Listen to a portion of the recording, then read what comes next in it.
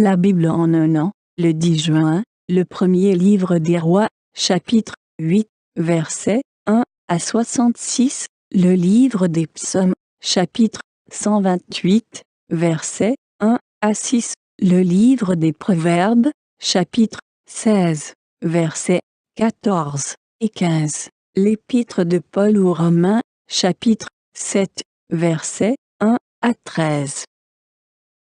1 Roi, chapitre 8. Alors le roi Salomon assembla près de lui à Jérusalem les anciens d'Israël et tous les chefs des tribus, les chefs de famille des enfants d'Israël, pour transporter de la cité de David, qui est Sion, l'arche de l'alliance de l'Éternel. Tous les hommes d'Israël se réunirent auprès du roi Salomon au mois d'Étanim, qui est le 7e mois, pendant la fête. Lorsque tous les anciens d'Israël furent arrivés, les sacrificateurs portèrent l'arche. Ils transportèrent l'arche de l'Éternel, la tente d'assignation, et tous les ustensiles sacrés qui étaient dans la tente. Ce furent les sacrificateurs et les Lévites qui les transportèrent. Le roi Salomon et toute l'assemblée d'Israël, convoqués auprès de lui, se tinrent devant l'arche.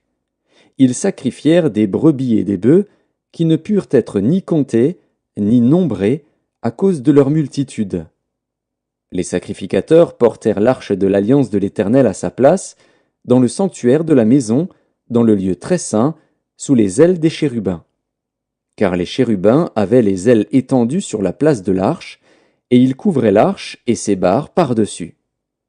On avait donné aux barres une longueur telle que leurs extrémités se voyaient du lieu saint devant le sanctuaire, mais ne se voyaient point du dehors. Elles ont été là jusqu'à ce jour. Il n'y avait dans l'arche que les 2 tables de pierre que Moïse y déposa en Horeb, lorsque l'Éternel fit alliance avec les enfants d'Israël à leur sortie du pays d'Égypte. Au moment où les sacrificateurs sortirent du lieu saint, la nuée remplit la maison de l'Éternel. Les sacrificateurs ne purent pas y rester pour faire le service à cause de la nuée, car la gloire de l'Éternel remplissait la maison de l'Éternel. Alors Salomon dit, « L'Éternel veut habiter dans l'obscurité. J'ai bâti une maison qui sera ta demeure, un lieu où tu résideras éternellement. » Le roi tourna son visage et bénit toute l'assemblée d'Israël. Et toute l'assemblée d'Israël était debout.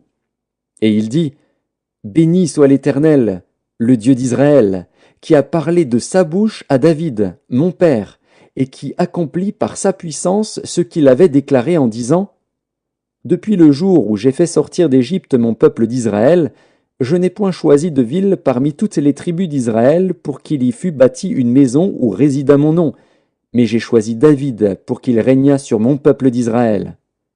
David, mon père, avait l'intention de bâtir une maison au nom de l'Éternel, le Dieu d'Israël. Et l'Éternel dit à David, mon père, puisque tu as eu l'intention de bâtir une maison à mon nom, tu as bien fait d'avoir eu cette intention. Seulement, ce ne sera pas toi qui bâtiras la maison, mais ce sera ton fils, sorti de tes entrailles, qui bâtira la maison à mon nom. L'Éternel a accompli la parole qu'il avait prononcée. Je me suis élevé à la place de David, mon père, et je me suis assis sur le trône d'Israël, comme l'avait annoncé l'Éternel, et j'ai bâti la maison au nom de l'Éternel, le Dieu d'Israël. J'y ai disposé un lieu pour l'arche où est l'alliance de l'Éternel, l'alliance qu'il a faite avec nos pères quand il les fit sortir du pays d'Égypte. Salomon se plaça devant l'autel de l'Éternel, en face de toute l'assemblée d'Israël. Il étendit ses mains vers le ciel, et il dit, « Ô Éternel, Dieu d'Israël, il n'y a point de Dieu semblable à toi, ni en haut dans les cieux, ni en bas sur la terre. Tu gardes l'alliance et la miséricorde envers tes serviteurs qui marchent en ta présence de tout leur cœur. Ainsi tu as tenu parole à ton serviteur David, mon père. Et ce que tu as déclaré de ta bouche, tu l'accomplis en ce jour par ta puissance. Maintenant, Éternel, Dieu d'Israël, observe la promesse que tu as faite à David, mon père, en disant « Tu ne manqueras jamais devant moi d'un successeur assis sur le trône d'Israël, pourvu que tes fils prennent garde à leur voie et qu'ils marchent en ma présence comme tu as marché en ma présence. Oh, qu'elle s'accomplisse, Dieu d'Israël, la promesse que tu as faite à ton serviteur David, mon père. Mais quoi? Dieu habiterait-il véritablement sur la terre? Voici, les cieux et les cieux des cieux ne peuvent te contenir. Combien moins cette maison que je t'ai bâtie? Toutefois, Éternel, mon Dieu, sois attentif à la prière de ton serviteur et à sa supplication. Écoute le cri et la prière que t'adresse aujourd'hui ton serviteur. Que tes yeux soient nuit et jour ouverts sur cette maison, sur le lieu dont tu as dit, là sera mon nom. Écoute la prière que ton serviteur fait en ce lieu. Daigne exaucer la supplication de ton serviteur et de ton peuple d'Israël, lorsqu'ils prieront en ce lieu. Exauce du lieu de ta demeure, des cieux, exauce et pardonne. Si quelqu'un pêche contre son prochain et qu'on lui impose un serment pour le faire jurer, et s'il vient jurer devant ton autel, dans cette maison, écoute-le des cieux, agis, et juge tes serviteurs. Condamne le coupable, et fais retomber sa conduite sur sa tête. Rends justice à l'innocent, et traite-le selon son innocence. Quand ton peuple d'Israël sera battu par l'ennemi pour avoir péché contre toi, s'ils reviennent à toi et rendent gloire à ton nom, s'ils t'adressent des prières et des supplications dans cette maison, exauce-les des cieux, pardonne le péché de ton peuple d'Israël, et ramène-les dans le pays que tu as donné à leur père. Quand le ciel sera fermé et qu'il n'y aura point de pluie, à cause de leur péché contre toi, s'ils prient dans ce lieu et rendent gloire à ton nom, et s'ils se détournent de leur péché, parce que tu les auras châtiés, exauce-les des cieux, pardonne le péché de tes serviteurs et de ton peuple d'Israël, à qui tu enseigneras la bonne voie dans laquelle ils doivent marcher, et fais venir la pluie sur la terre que tu as donnée en héritage à ton peuple. Quand la famine, la peste, la rouille, la nielle, les sauterelles d'une espèce ou d'une autre seront dans le pays, quand l'ennemi assiégera ton peuple dans son pays, dans ses portes, quand il y aura des fléaux ou des maladies quelconques. Si un homme, si tout ton peuple d'Israël fait entendre des prières et des supplications, et que chacun reconnaisse la plaie de son cœur et étende les mains vers cette maison, exauce-le des cieux, du lieu de ta demeure, et pardonne. Agis, et rends à chacun selon ses voies, toi qui connais le cœur de chacun, car seul tu connais le cœur de tous les enfants des hommes, et ils te craindront tout le temps qu'ils vivront dans le pays que tu as donné à nos pères. Quand l'étranger, qui n'est pas de ton peuple d'Israël, viendra d'un pays lointain, à cause de ton nom, car on saura que ton nom est grand, ta main forte et ton bras étendu, quand il viendra prier dans cette maison, exauce-le des cieux, du lieu de ta demeure, et accorde à cet étranger tout ce qu'il te demandera, afin que tous les peuples de la terre connaissent ton nom pour te craindre, comme ton peuple d'Israël, et sachent que ton nom est invoqué sur cette maison que j'ai bâtie. Quand ton peuple sortira pour combattre son ennemi, en suivant la voie que tu lui auras prescrite, s'ils adressent à l'Éternel des prières, les regards tournés vers la ville que tu as choisie et vers la maison que j'ai bâtie à ton nom, exauce des cieux leurs prières et leurs supplications, et fais leur droit. Quand ils pécheront contre toi, car il n'y a point d'homme qui ne pêche, quand tu seras irrité contre eux et que tu les livreras à l'ennemi, qui les emmènera captifs dans un pays ennemi, lointain ou rapproché, s'ils rentrent en eux-mêmes dans le pays où ils seront captifs, s'ils reviennent à toi et t'adressent des supplications dans le pays de ceux qui les ont emmenés, et qu'ils disent « Nous avons péché, nous avons commis des iniquités, nous avons fait le mal », s'ils reviennent à toi de tout leur cœur et de toute leur âme, dans le pays de leurs ennemis qui les ont emmenés captifs, s'ils t'adressent des prières, les regards tournés vers leur pays que tu as donné à leur père, vers la ville que tu as choisie et vers la maison que j'ai bâtie à ton nom, exauce des cieux, du lieu de ta demeure, leurs prières et leurs supplications, et fais leur droit. Pardonne à ton peuple ses péchés et toutes ses transgressions contre toi. Excite la compassion de ceux qui les retiennent captifs, afin qu'ils aient pitié d'eux, car ils sont ton peuple et ton héritage, et tu les as fait sortir d'Égypte, du milieu d'une fournaise de fer.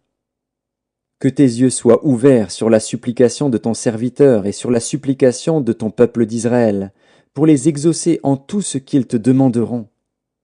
Car tu les as séparés de tous les autres peuples de la terre pour en faire ton héritage, comme tu l'as déclaré par Moïse, ton serviteur, quand tu fis sortir d'Égypte nos pères, Seigneur éternel.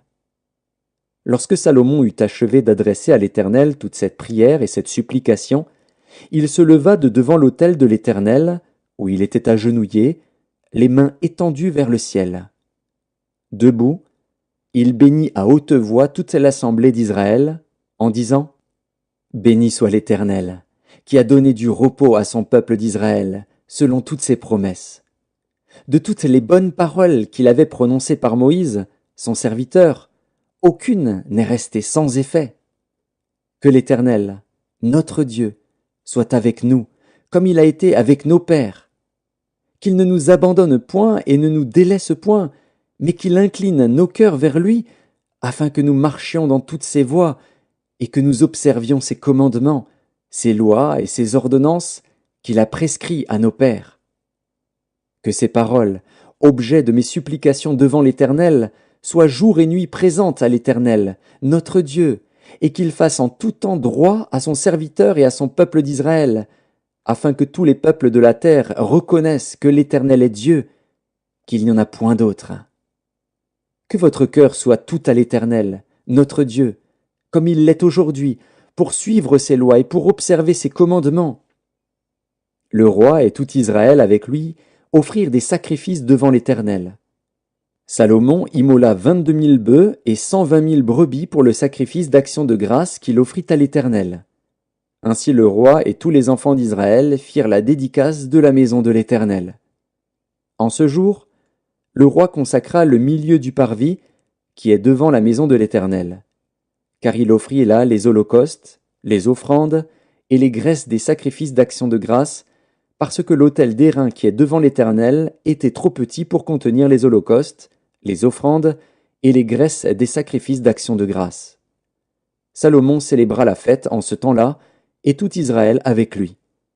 Une grande multitude, venue depuis les environs de Hamath jusqu'au torrent d'Égypte, s'assembla devant l'Éternel, notre Dieu, pendant 7 jours, et 7 autres jours, soit 14 jours. Le 8e jour, il renvoya le peuple. Et ils bénirent le roi, et s'en allèrent dans leurs tentes, joyeux et le cœur content pour tout le bien que l'Éternel avait fait à David, son serviteur, et à Israël, son peuple. Psaume 128, Cantique des degrés. Heureux tout homme qui craint l'Éternel, qui marche dans ses voies. Tu jouis alors du travail de tes mains, tu es heureux, tu prospères. Ta femme est comme une vigne féconde dans l'intérieur de ta maison. Tes fils sont comme des plants d'olivier autour de ta table. C'est ainsi qu'est béni l'homme qui craint l'Éternel. L'Éternel te bénira de Sion, et tu verras le bonheur de Jérusalem tous les jours de ta vie. Tu verras les fils de tes fils, que la paix soit sur Israël. Livre des Proverbes, chapitre 16. La fureur du roi est un messager de mort, et un homme sage doit l'apaiser. La sérénité du visage du roi donne la vie, et sa faveur est comme une pluie de printemps. L'épître de Paul aux Romains, chapitre 7. Ignorez-vous, frères, car je parle à des gens qui connaissent la loi, que la loi exerce son pouvoir sur l'homme aussi longtemps qu'il vit? Ainsi une femme mariée est liée par la loi à son mari tant qu'il est vivant. Mais si le mari meurt, elle est dégagée de la loi qui la liait à son mari. Si donc du vivant de son mari elle devient la femme d'un autre homme, elle sera appelée adultère. Mais si le mari meurt, elle est affranchie de la loi, de sorte qu'elle n'est point adultère en devenant la femme d'un autre. De même, mes frères, vous aussi vous avez été par le corps de Christ mis à mort en ce qui concerne la loi, pour que vous apparteniez à un autre, à celui qui est ressuscité des morts, afin que nous portions des fruits pour Dieu. Car lorsque nous étions dans la chair, les passions des péchés provoqués par la loi agissaient dans nos membres, de sorte que nous portions des fruits pour la mort. Mais maintenant nous avons été dégagés de la loi, étant morts à cette loi sous laquelle nous étions retenus, de sorte que nous servons dans un esprit nouveau, et non selon la lettre qui a vieilli. Que dirons-nous donc? La loi est-elle péché? Loin de là. Mais je n'ai connu le péché que par la loi, car je n'aurais pas connu la convoitise, si la loi n'eût dit « tu ne convoiteras point ». Et le péché, saisissant l'occasion, produisit en moi par le commandement toutes sortes de convoitises, car sans loi le péché est mort. Pour moi, étant autrefois sans loi, je vivais, mais quand le commandement vint, le péché reprit vie, et moi je mourus. Ainsi le commandement qui conduit à la vie se trouva pour moi conduire à la mort, car le péché, saisissant l'occasion, me séduisit par le commandement, et par lui me fit mourir. La loi donc est sainte, et le commandement est saint, juste et bon. Ce qui est bon a-t-il donc été pour moi une cause de mort? Loin de là. Mais c'est le péché, afin qu'il se manifestât comme péché, en me donnant la mort par ce qui est bon, et que, par le commandement, il devint condamnable au plus haut point.